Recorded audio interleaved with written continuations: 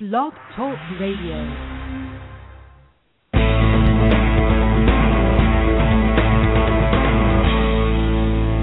Welcome to Sex, Lies, and Consciousness with your luscious hostess, Mai Vu, broadcasting live every Monday at 12 noon Pacific Time. Hello, everyone. This is Mai Vu, and I have such a powerful show lined up for you today. Over this weekend, I had a huge awakening.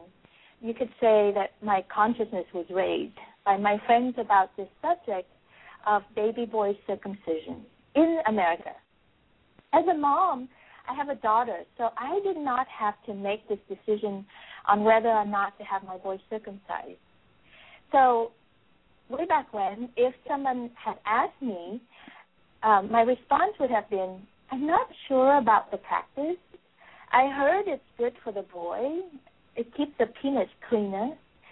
And at that time, I had so much hang up about sex being dirty and wrong and all that stuff. So anything that will keep the penis and vagina cleaner, anything that promises that, I was good with it. I would have handed him over to his circumcised daddy and said, here you go, honey. This is your department. Wake me up when it's all over.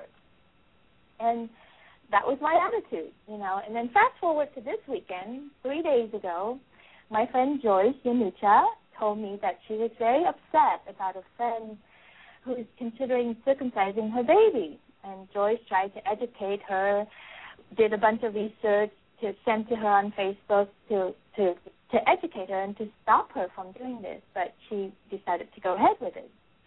And my response to Joyce was, there, Joyce, it's so nice of you that you wanted to be involved. In other words, what I was saying was, yeah, Joyce, I got better things to think about right now. What's a little snip on the baby boy? Let's just move on here. And I was so wrong, I just didn't know. So what came next was a very loud and boisterous conversation on our private Sex, Lies, and Consciousness Facebook group about the damages that circumcision has on men and ultimately on women. I was like, what did you say? An act that was done on the first few days of a baby boy's life has damaging effect on his life for the rest, all of his life, and that it impacts us, women, hugely? Well, tell me more. So that's what the show is about today. We're going to share with you what we've been talking about in the last few days, our findings, and all of us on the show today got really intimate with this subject, and it touched us hugely. So we feel really compelled to talk about this with you all around the world and to raise awareness about this circumcision of baby boy. And just to be clear, I'm not talking about the political aspect of this, and I'm not talking about female genital mutilation or picking on some religious belief about circumcision. We are only talking about this practice of circumcising baby boys in the good old United States of America, an unconscious practice that has very little or nothing to do with religious rights, that is not questioned, completely misunderstood, and dismissed as a non-important issue just because it is done by doctors to tiny little boys at 1 to 3 days old. Our attitude generally has been, they don't feel that much pain, and besides, they won't remember it anyway. And I think we're completely wrong about that. So let me introduce to you who's on the show today. These are my friends and colleagues who happen to do a lot more research than I do, and they have brought this wealth of information to me. So first of all, the instigator and researcher for Sex, Lies, and Consciousness, Joyce Yanucha. Welcome, Joyce. Hi, May. Glad to be here. Thanks for raising this subject up this weekend, honey. And then my dear friend Godfrey Nash, who verbally smacked me this weekend when I casually said to him, oh, God, we have patience with us ignorant people around this subject. In other words, what I was saying is, oh, God, please don't get so upset over nothing.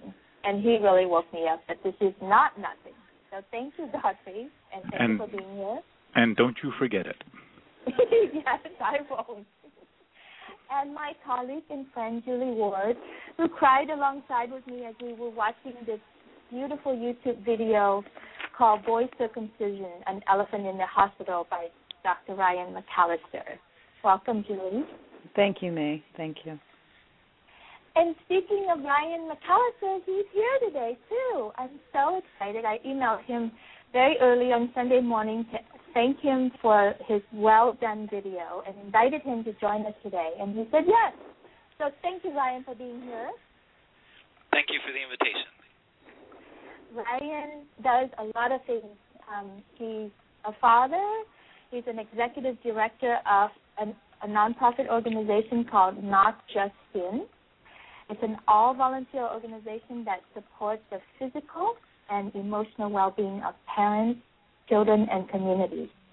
Dr. Ryan also serves as research faculty of Georgetown University studying cellular biophysics. So I'm really excited to have an expert in the room. Now, even though we have an expert in the house, I don't want to make Ryan do all the heavy lifting of talking about this. He already done that in his YouTube video. Again, Boy Circumcision, An Elephant in the Hospital. Look it up. It's really good. I want us to do some of this heavy lifting. Because to me, this subject is kind of like slavery. You know, we know it's wrong. We know that it's no longer acceptable, so we don't need to default to a doctor or an expert or a research to speak for us. We can do the speaking about this. So that's what we're going to be doing. So before I dive into my portion, why don't we just, get your voice in here, say hi, and, we also have a listener and a friend of mine. Her name is Shannon Dawn. She actually started me thinking about this subject last year, and we're finally here doing it. So, Shannon, welcome to the call, too. Thank you. So, you guys, go ahead, say something, and just put your voice in the circle before we dive in. Where do we begin, May? It's Julie speaking. I've had multiple partners, some intact, and I have to say thank you for giving me that new word as opposed to uncircumcised, which means like there's something that's needing to be done to men that are healthy and whole and intact. So I've had partners in both circumcised and that are intact, and I can speak about some differences for myself and for them as well. And I will say that having to listen through the procedure and watch the procedure, it was heart-wrenching. My soul and my body so felt that little boy's pain. And it's a atrocity what we're doing to these children. Thank you, honey. How about you, Joyce? Come on in since you started all this. Hi, May. Well, I guess I could best compare the circumcision or genital cutting, as we might call it, of boys to my own episiotomy during a hospital birth. That would probably be the closest thing to firsthand experience that I have, because living here in the Midwest where at least 70% of the males are circumcised, I've never encountered or even seen an adult intact penis. Wow, that's awesome. Thank you, honey. Godfrey, Ryan, Shannon? Yeah, May, thanks.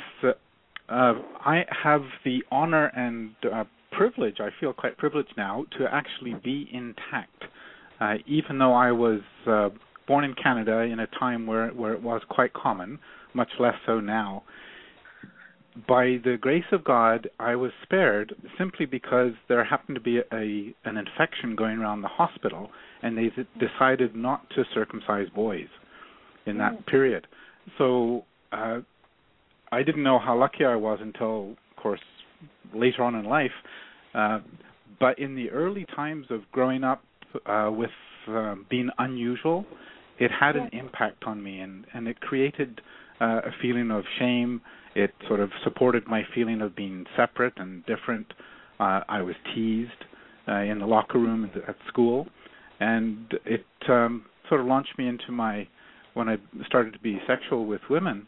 It was I felt shame. I felt that I should hide myself, and so I was reluctant to really be to show myself initially. And so even though I'm intact and I was spared that procedure, it has had an impact on my life. Yeah, thank you. How about you, Ryan? Well, I'm just very happy that this conversation is occurring because I've been studying and talking about circumcision for about 10 years, and it's been very hard to get people interested in looking at it. And I actually think it is a very important social change topic within the larger social change topic of changing how we do obstetrics in general, as is pointed to by not only the episiotomy but other things we have going on there. So thank you. Yeah, you're welcome. And in some of the researches that we found, one site was saying, let's get Oprah to do this show, to talk about this so that we can get it out there, And I'm just like, well, hell, I'm not Oprah, but we're going to talk about this thing, and we're going to get out there as much as we can. May, I'd like to jump in and just, mention that kids get teased about all kinds of things, and I think the pro-circumcision crowd oftentimes uses that as a justification to circumcise their child. They really, with all their hearts, want to do something good for their child. They want to spare their child from teasing and from hygiene issues or whatever. But all of those things are based on false assumptions. And my children and all the kids at school get teased for something. Having glasses or being short or having whatever. And we need to teach our children that's. You don't to be inclusive of all differences, and so it's not a good justification, although people use it often. Yeah. Well, I have to be honest. Before this show, I mean, this was mine, and a lot of my girlfriends, like just about every girlfriend that I have asked about their preferences on the male penis, we all say, oh, no, get that thing away from me. I don't know what to do with an intact penis. I know to work with a clean, well-cut penis. And that's all that I know how to. And I've had this terrible misunderstanding about, an intact penis is smelly, stinky, dirty. I don't know what's underneath the hood. It's all kind of scary. But it really did come from a place of me being afraid of my own sexuality and believing that my sex and my vagina and the penis are bad, dirty, and wrong, So it's really, this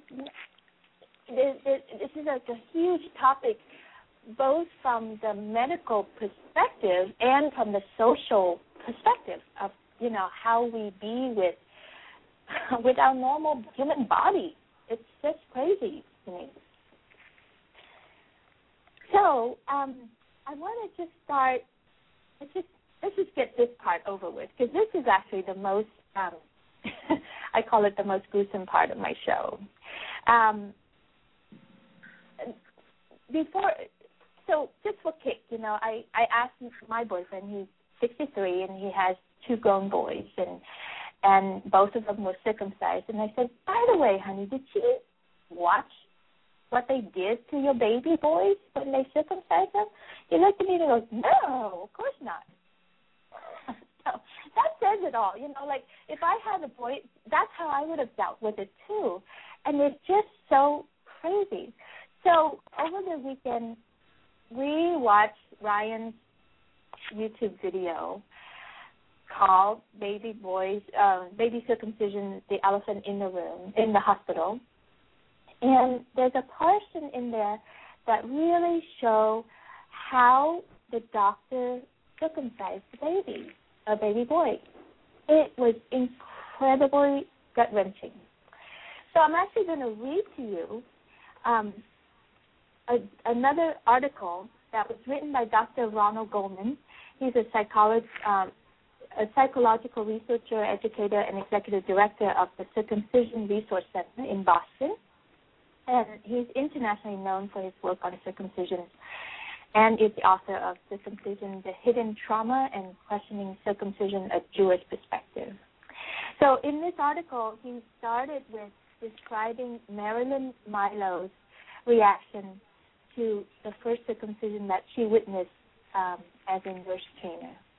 And I'm actually going to have Godfrey play a snippet of the actual sound that a baby makes when he's being circumcised.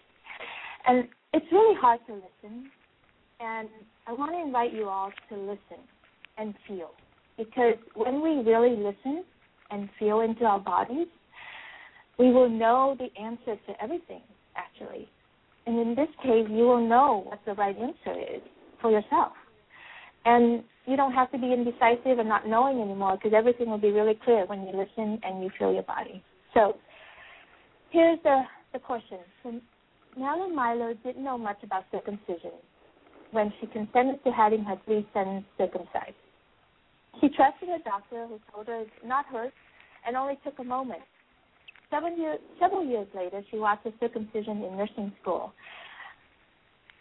And this is her quote: "We students filed into the newborn nursery to find a baby strapped, spread eagle to a plastic board on a countertop across the room. Then the doctor arrived, and the silent tune was broken by a piercing scream. The baby's reaction to having his foreskin pinched." Can you play the recording stuff, please? The baby's reaction to having his foreskin pinched and crushed as the doctor attached the clamp to his penis. The shriek intensified when the doctor inserted an instrument between the foreskin and the gland, the head of the penis, tearing the two normally attached structures apart. The baby started shaking his head back and forth. The only part of his body that was free to move, as the doctor used another clamp to crush the foreskin lengthwise. The baby began to gasp and choke, breathless from his shrill, continuous screams. During the next days of the surgery, the doctor crushed the foreskin against the circumcision instrument and then finally amputated it. The baby was limp, exhausted, bent. Now, Marilyn deeply regrets her son's circumcision and works tirelessly to educate others. Most people still don't know much about circumcision. If you have ever read an article about circumcision, it's probably focused on medical issues.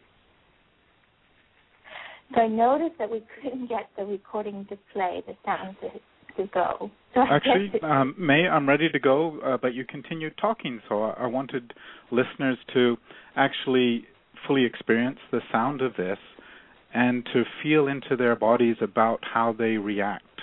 And as you said, they will know. So I'm ready to play it. Sure.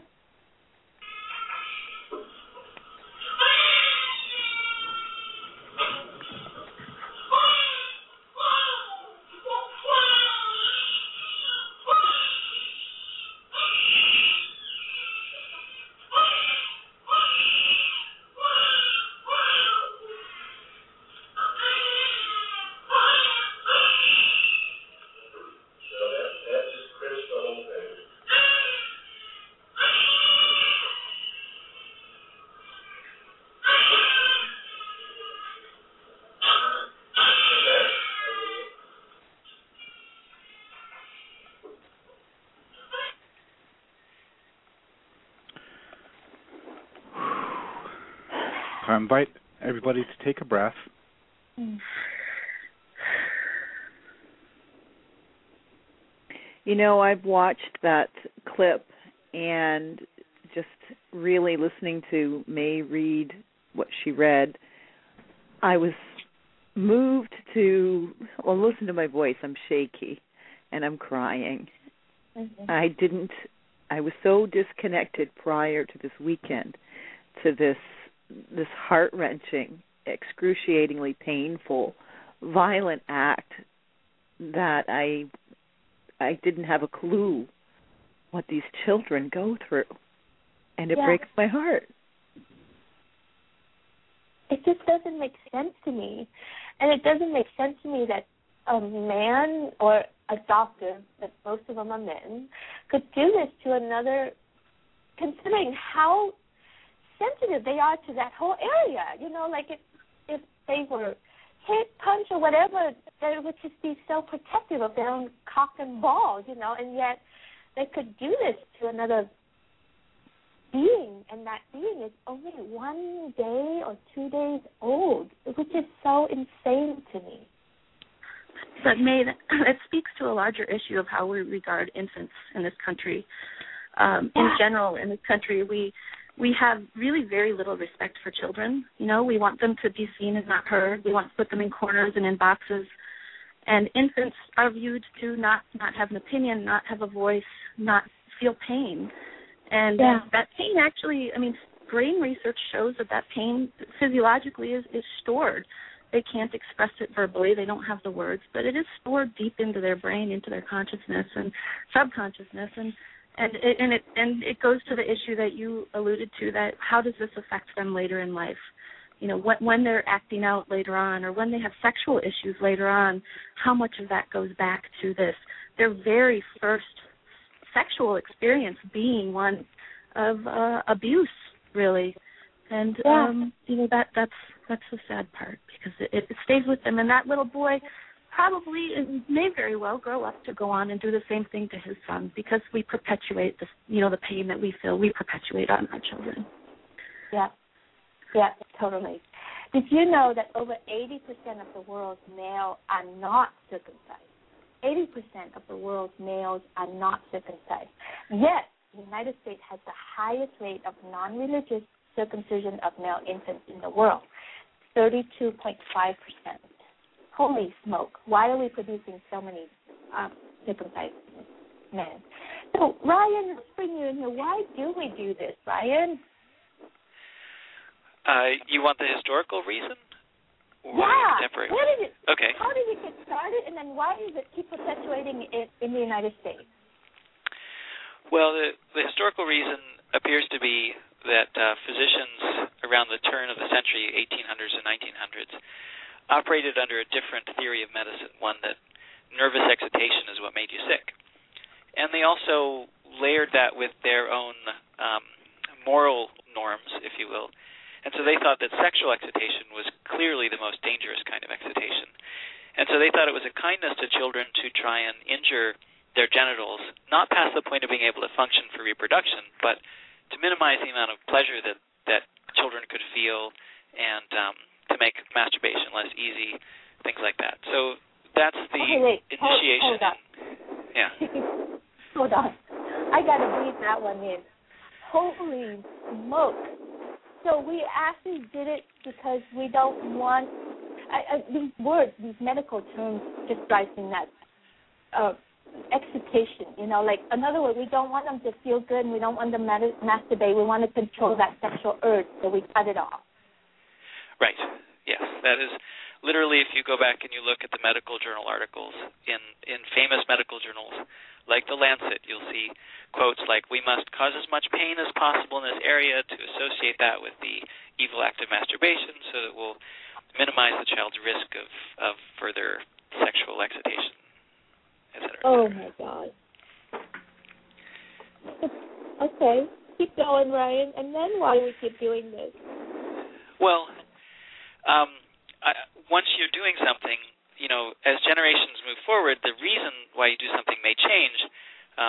But you know, if you inherit a practice, as medicine inherits this practice, you sort of create reasons after the fact for it. So the narrative justification of circumcision has shifted over the last century and a half from things like, well, epilepsy and preventing madness and bad temper and things like that, gradually to focusing on sexual explanations, like, oh, we can prevent this disease or that disease, or reduce the risk of this or that. that's the official pseudo-medical justification, but all of that is actually a red herring. The real reason that people choose circumcision, if you interview them and ask them, is because it's for appearance normative reasons. They want their child to look like they expect it to look, or they want their child to look like it's his father. And those, I think, are really, if you take a step back, I think those are very disturbing reasons to perform a surgery on a child. Ryan, one of the things that I read, this is Julie speaking, was that even in the medical journals, the images that we use today are still are mostly of circumcised penises versus an intact penis. Is that true? So that's another way it perpetuates?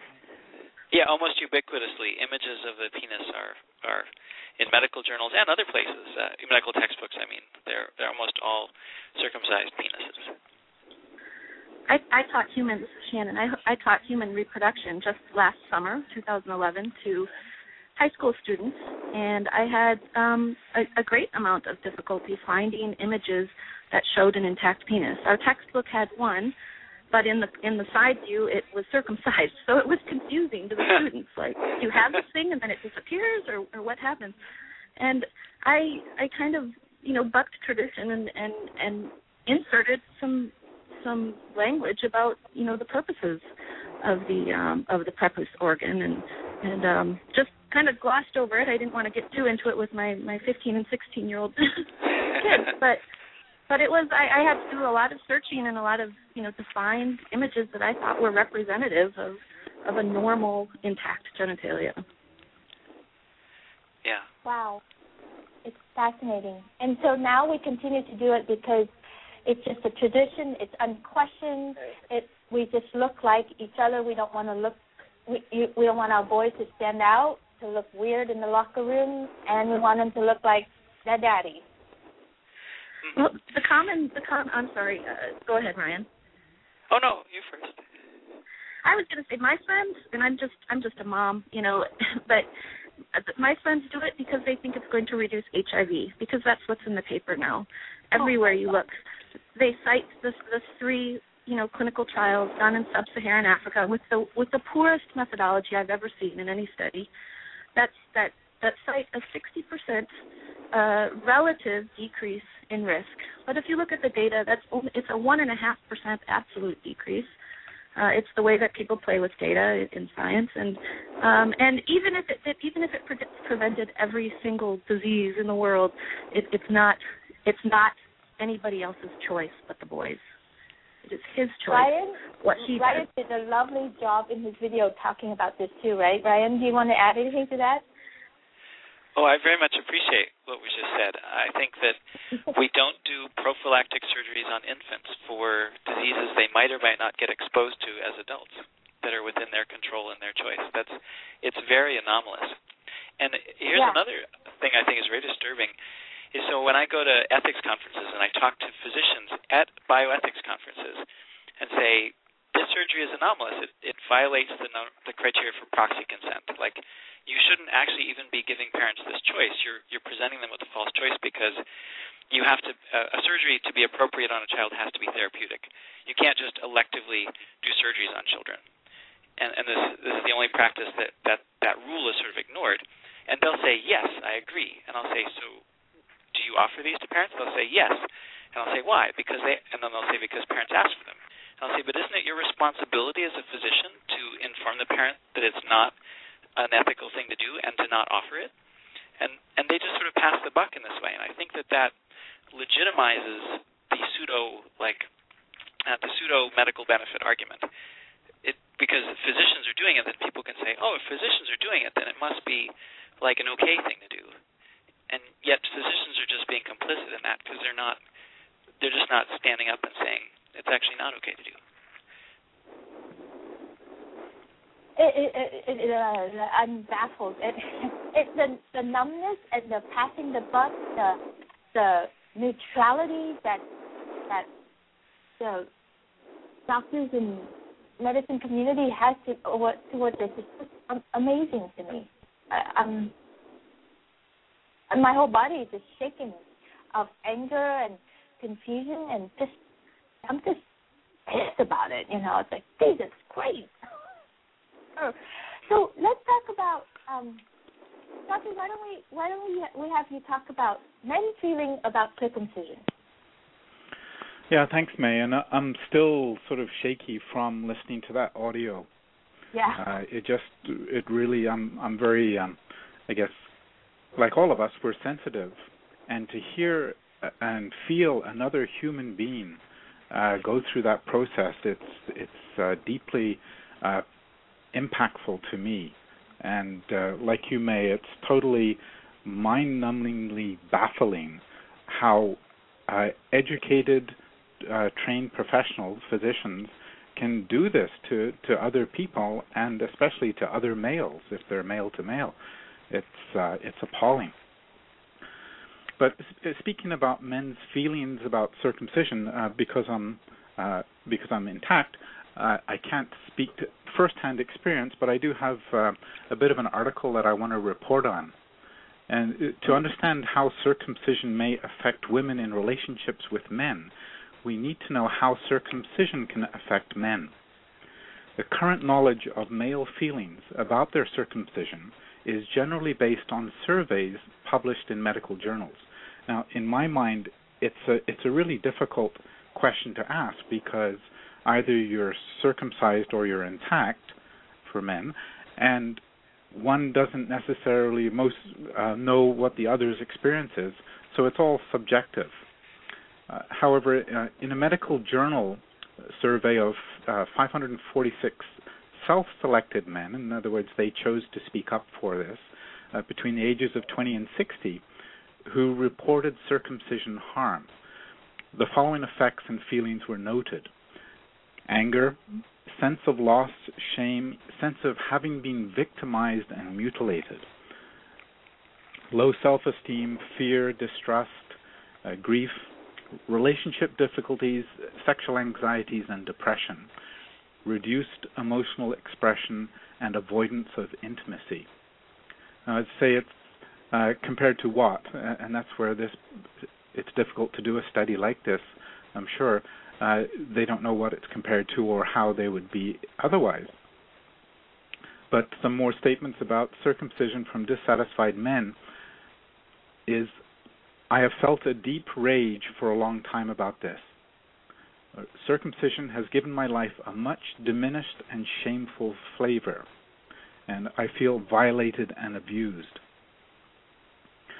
It's interesting to note that 6 of the medical societies, Australia, New Zealand, and in the British Medical Association, recognize that long-term psychological risks of circumcision and disallow it. They do not promote it. So, as you said, May, earlier, 80% of the world's males are intact. And it's curious how the United States is the one country in the world that has perpetuated this. So there are various... Sorry? Did you want to say more? No, I was just agreeing with you. I'm perplexed myself, and I want to go back to Ryan and go, Ryan, why does the United States keep doing this? Why can't we stop? It's just so weird. It doesn't make sense to me. Like Canadians, you guys stop. You had breaking in. Why are we not looking at this? I don't know. Thank you. I have an idea on that, May. Go ahead. This is Joyce.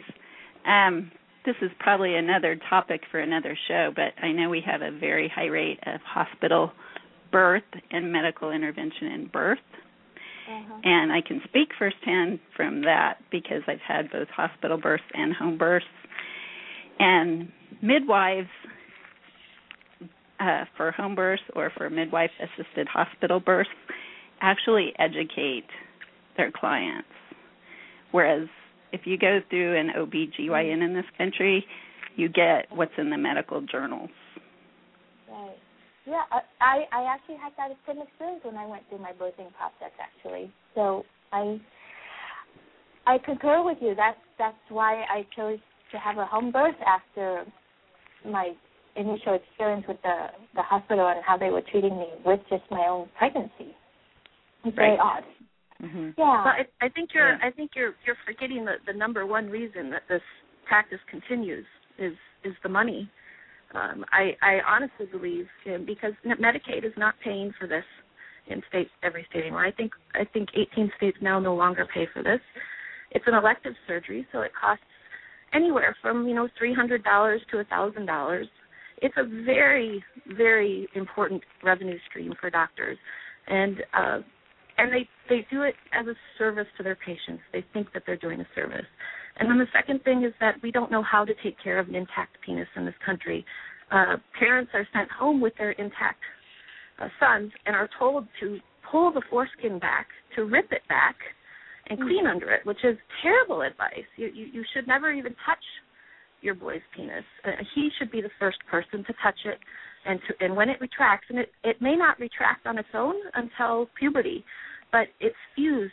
The glands of the penis, the head of the penis, is supposed to be an internal organ where you only see it when the sexually mature man, is aroused. So we're circumcising boys to have the look of a perpetually aroused little man. It's kind of a weird thing. But yeah, I asked my doctor why he continues to do it, and he says, well, the parents want it. Yeah, and this is Julie speaking again. I've got 3 points, three real-life examples I just want to share very briefly.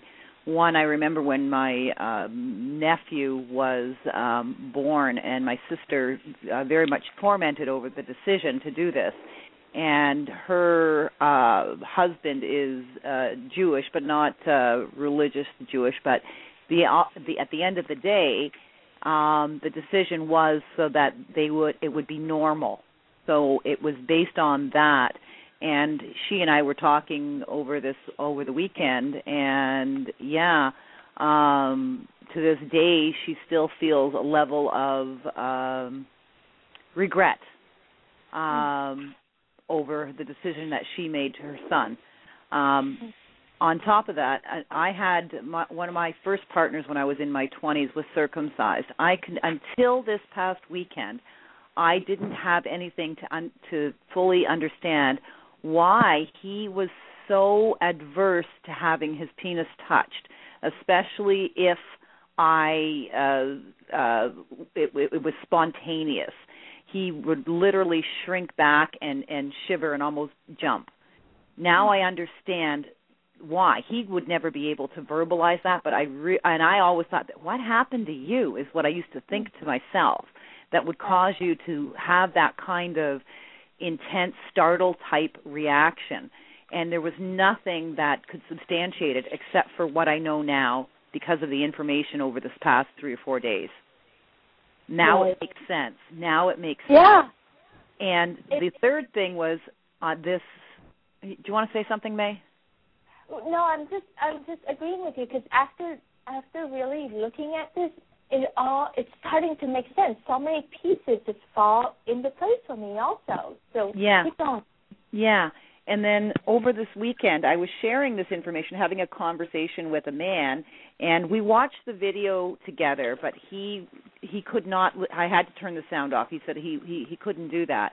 And he's circumcised, and it so perturbed him that even the following day he was sending me text messages just saying that he felt like there was something lacking and that he had been ripped off, literally, from experiences. Because where I was going with the video, what I wanted to show him was the sensitivity parts of an intact penis versus a circumcised penis.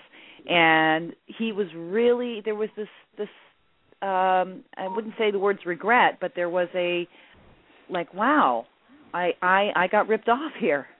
Yeah, my boyfriend is saying the same thing. We've been talking about this too, and he's 63 years old, and he's been complaining about not feeling, losing sensations, and all this stuff. And he points to all the areas that I'm like, wow, honey, if you had your foreskin, that probably wouldn't happen. Isn't that interesting? And he's just like enlightened right now too. It's like, I didn't know. There's a large online community too. It's mostly in small forums, some, hundreds of people in the forums, so I don't know how small that is, but of men being angry and restoring their foreskins. And one example that I remember a man writing was he ranked his intact penis, his sexual pleasure with his intact penis as a 10, his circumcised penis as a 3, and his restored penis as a 7. But I never actually even understood the extent of the specialized erogenous cells that they're removing. Yeah. And just covering the glands and keeping it moist restores a lot of that sensitivity, but it takes years, and it's never the same. Yeah. Let's talk about that. Let's talk about the effects on sexual relationships. Guthrie, you want to take that one? For a circumcised penis, you wanted me to talk to that? I want you to. Yes, please. Well, it's a little difficult for me to talk about personal experience, but I do have some more information here about the men's feeling. Oh no. The effects on sexual relationships. So again, this is a portion where I will introduce the topic from an article that was produced. And it's to understand how circumcision may impairs women's sexual relationships with men. Christopher Cold is a medical doctor, chairman of anatomical pathology at Marshfield Clinic, and he has studied and written about the foreskin. And I quote, "It has important functions.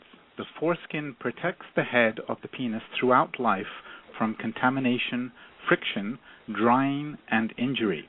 It is an integral, natural part of the penis, not an extra. The foreskin enhances sexual pleasure.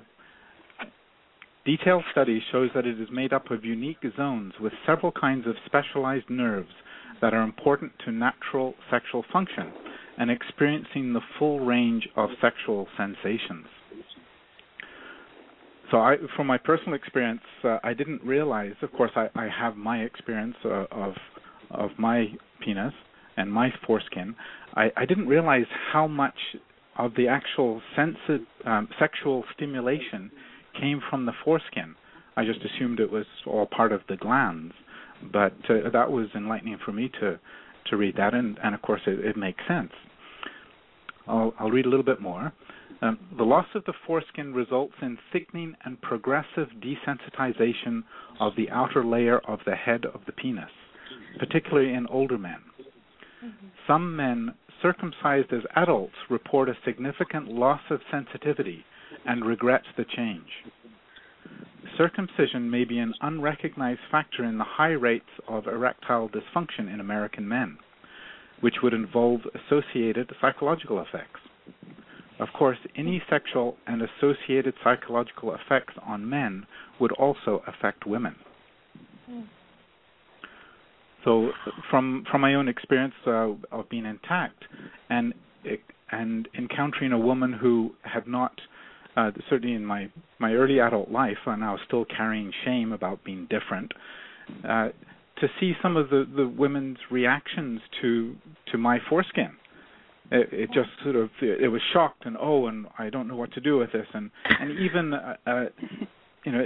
obviously they were had an element of disgust about and the sort of hesitation to touch me, and it was that hurt. That was painful. It sort of highlighted my difference, and of course I now know that I'm actually the same. Yeah. Just for fun, Godfrey, it's too bad I wasn't one of those women, because you would have had a totally different experience. Okay, well, it's never too late. It's never too late. We'll talk to your wife about that. Honestly, when the first time, and I said this to you, Godfrey, earlier, the first time I had encountered an uncircumcised, or an intact, and still struggling with the word switch here, the reframing, an intact penis, there was an element of curiosity, and for me it was actually fascinating. There was an intuitiveness that it was healthy.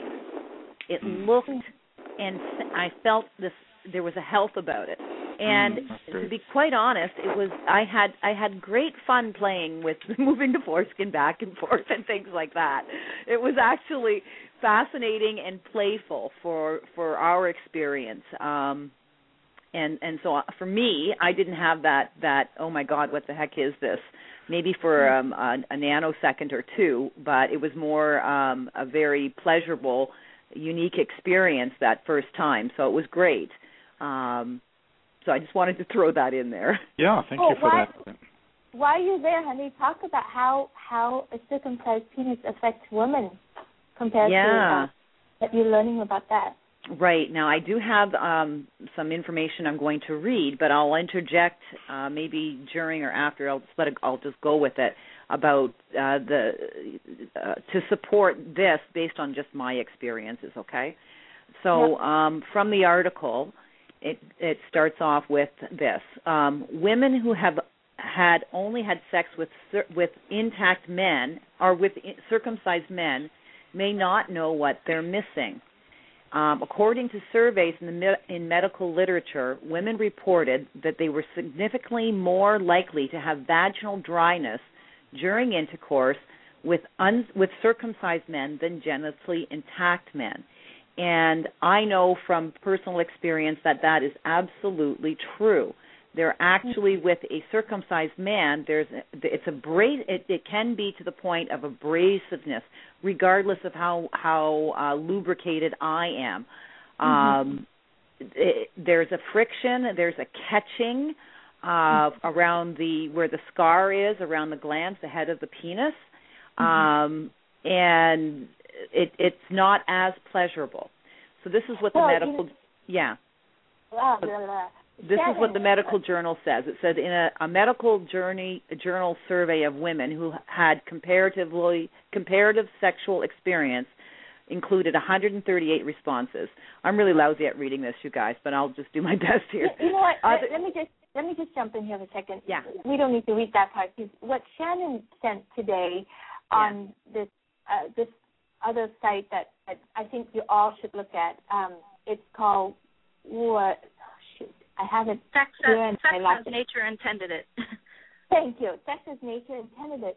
They talk about that, of like why that is the case. Why does it create vaginal dryness?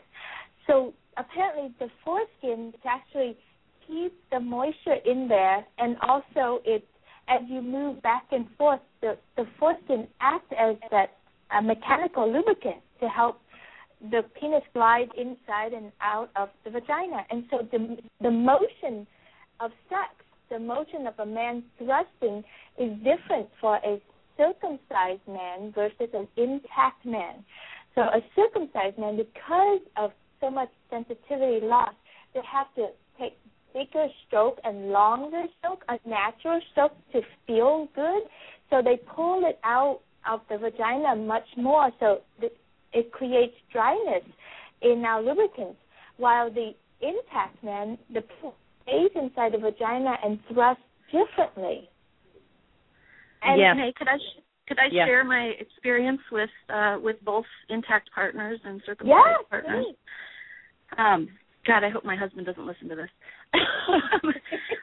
I am very fortunate to have an intact husband, but I've had a number of partners, probably too many, but some circumcised, some intact.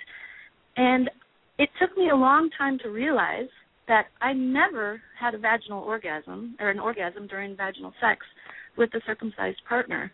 It's the penis in my experience was used more as almost like a battering ram to get to the end, to get to the climax. That was the sole and only goal, was to get it in, get it hard, faster, harder, until there was ejaculation. And I didn't get anything out of it, and then I would have my turn with oral, and that would do it for me. But with my intact partners, it's, the sex there wasn't a goal. It's the whole thing, the gliding mechanism of the foreskin as it glides over, the shaft of the penis and the head of the penis, and it doesn't have to leave the vagina. it's the whole thing is an event, and you know, and I always climax first, always, and I never. And in this country, what is it that only, you know, what percentage of women ever achieve orgasms during sexual intercourse? And I mean, and vaginal orgasms at that. Most of them are clitoral orgasms, not vaginal. No. Yeah. I mean, and it's just it's a completely different. And it took me a while to really reflect on why that was. And then I realized that I kept falling in love with men from other countries, and I realized that probably has a lot to do with it. Yeah. Well, and you know, Joyce, the medical journal, the survey ended up with the women that were rated on a scale of 1 to 10. The ones that were with their sexual experience with genitally intact men, they rated on a scale of 1 to 10 at an 8. Where with their pleasure factor with circumcised men was less than 2. Wow. So, you know, like what you're saying and what I'm saying, you know, they've got survey results from women.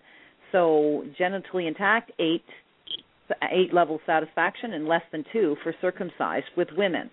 And it goes on, everything that you've said here, May, the results from this information is the same thing. Women were more likely to want to get it over with a partner that's circumcised than really get into it. Well, I can see a new bumper sticker coming out here. Foreskins do it better. Well, possibly. Actually, we only have 10 minutes left, so I wanted to actually move to that, which is how do we educate women to love an intact penis? Because I think that's part of the pain here. It's both ways, you know, and there's some education that's needed here. Definitely. Ryan, you want to weigh in on this? On how we accomplish that PR feat of getting people to like things? Well, I guess you could even zoom out a little bit further. Is how do we get all of us to be more accepting and loving of our and other people's bodies as they are? I mean, we live in a society that does a lot of work and makes a lot of money off of our dissatisfactions there. So this may be related to that phenomena in some way. Well, I think it is, and, you know, like at a smaller slice, I think there is something really important, like what Godfrey was sharing about his experience. And by the way, I've heard from another friend of mine where he did not circumcise his 2 boys, but as an adult, his 2 sons decided to have a later life circumcision because they were ashamed of their penis and because of the reaction that they get from women. So I think there's something here that we really do need to make bumper stickers and T-shirts and all this stuff about, you know, how foreskin is in. I think just having conversations like this, May, I think you're doing a wonderful public service with this conversation, and hopefully it will be disseminated widely and just to get people talking. I think women need to talk to each other and realize that the little baby boy that they're making a choice for, they're making a choice that affects him permanently. And at least with your friend's 2 sons, they had a choice. They chose to do it for themselves as adults, and that's their right. But it's not our right to do it for baby boys, and it shouldn't even be offered, you know. Right. Right. And I think that if the more that women speak up about the 2 things, one, the point of pain, the initial point of pain for children, and that it is mutilation. It's not like there's an extra piece of skin that wasn't designed by God to be there and it didn't serve a purpose. It's got 20,000 nerve endings in there for sexual pleasure. To let them know that's what they're doing to their child and to raise that level of awareness. And then as well, from a woman's perspective, the more that we share that, you know, we want sexual pleasure as well, and to know that there's more sexual pleasure for generations to come. There's nothing we can do about the people where they are today. But, yeah, you like the to come part, didn't you? But, yeah, to let them know that there's more to be had and gained by keeping men intact at birth, and that they're doing their sisters and their aunts and their uncles and future generations a service by allowing us to fully enjoy each other. Indeed. And there's one more piece, which is kind of negative option selling, but it's probably an important part, and that is that physicians birthing boys they get paid, or the hospital gets paid to do a circumcision as a procedure. And as long as that is a revenue-generating item, it's going to help perpetuate it. And also, foreskins, the removed foreskins, are actually sold for the makeup industry, for cosmetics. Again, and another for revenue. Research, right? And for research, right? Skin cream. Yeah. Oprah uses, in her skin cream, she uses foreskin cells. So if those two items were made illegal, it's illegal to charge for a circumcision, or it's illegal to use body parts, so particularly the foreskin, for cosmetics, then that would diminish the practice quite a bit, I would think. Ryan, would you have a further comment about that? About the uses, or about the general? Well, about the both. Well, certainly if you want to boycott some products on ethical grounds, I think that things made from the involuntarily amputated body parts of babies is a pretty good place to start with. Does anyone have a list of what those brands are? I don't Maybe know. we can circulate that. That would be helpful to know. Yeah. They're all very expensive. Still. The other thing is that it's really valuable, and I appreciate the empathy, the compassion you all had for both the infants and the men who they grew up into.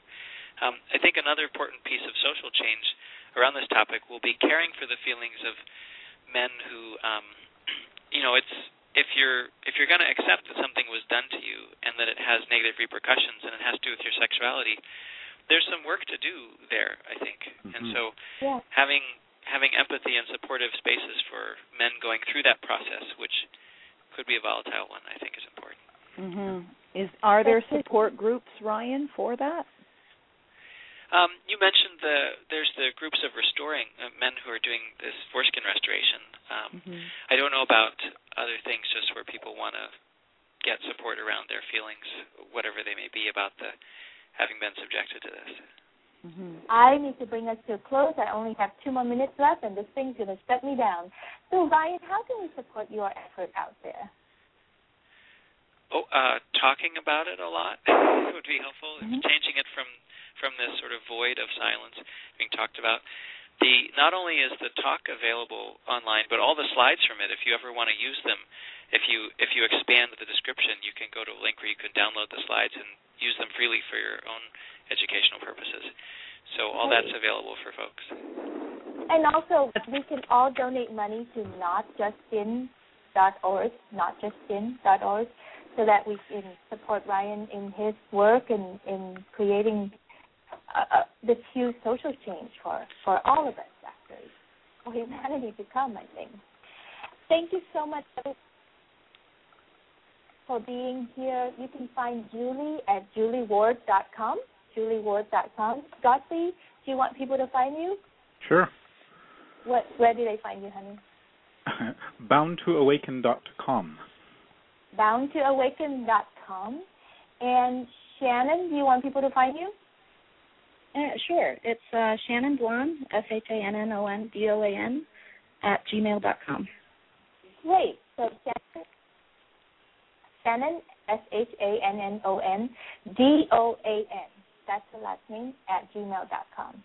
Thank you, everyone, for being here today and for such a lovely conversation. And Joyce, thank you again for bringing this subject up and to really enlighten all of us about this thing. Stay tuned for future show. I'm working on some really awesome stuff coming up, like Sex in Sweden. I just went to Sweden, came back, and had some great conversations over there. And also shows on swinging and how to open your marriage up and other relationship structure for women so that we can have it all. So I look forward to future shows with you all, and thank you for listening. Have a wonderful week. Bye, everyone. Thank you, May. Thank you. You're welcome. Thanks, everyone. Thanks, everyone. Bye. Do you want more sex, lies, and consciousness? Access our archives at sexliesandconsciousness.com. While you're there, please leave your comments or suggestions for the show and participate in current SLC conversations with other listeners worldwide.